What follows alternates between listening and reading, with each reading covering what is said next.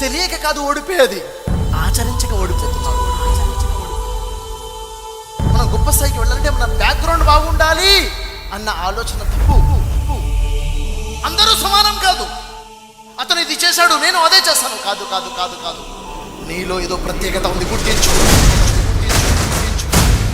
ఎప్పుడైతే నీ ప్రత్యేకతను గుర్తిస్తావో ఇక నిన్నెవడో ఎలాంటి పరిస్థితులు వచ్చినా నువ్వు అనుకున్నది నువ్వు లక్ష్యాన్ని సాధించాలంటే అది నీ విజన్ అయి ఉండాలి, నీ క్లియర్ విజన్ అయి ఉండాలి. అలాంటి క్లియర్ విజన్ ఒక బాలుడు ఇక్కడ ఉన్నాడు చూడండి. ఒక బాబు, వాళ్ళ నాన్న ఎవరు?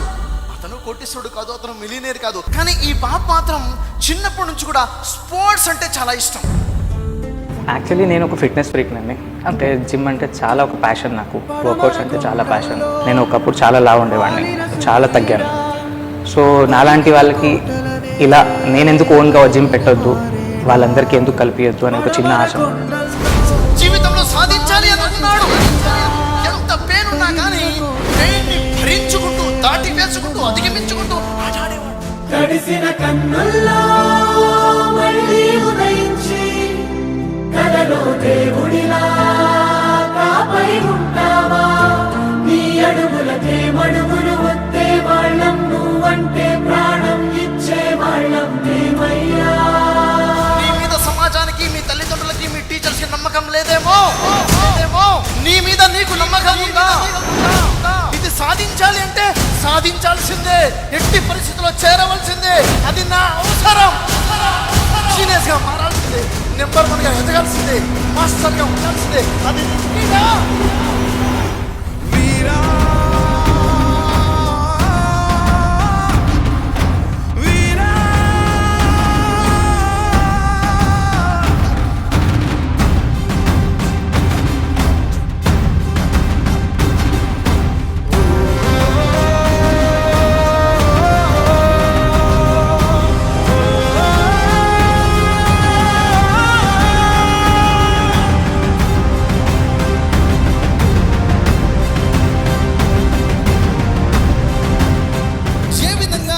మన జీవితంలో నెంబర్ 1 గా నిలబడాలి.